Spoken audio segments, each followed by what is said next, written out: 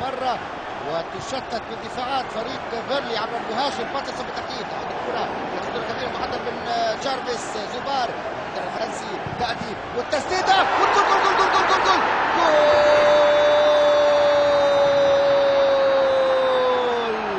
كم أنت سيء الحظ ومنحوس يا كارلايل، كم أنت سيء الحظ ومنحوس يا كارلايل. يتسبب ب4 أهداف ضد فريقه في آخر 3 مباريات. 2-0 للولفز.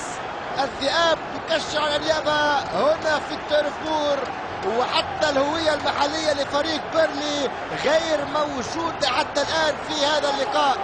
تسديدة جاءت من اللاعب أعتقد ديفيد جونز، مر جارفيس، مر لزوبار الفرنسي، زوبار يمرر بالعرض وتسدد كرة ترتد من كلارك كارلايل.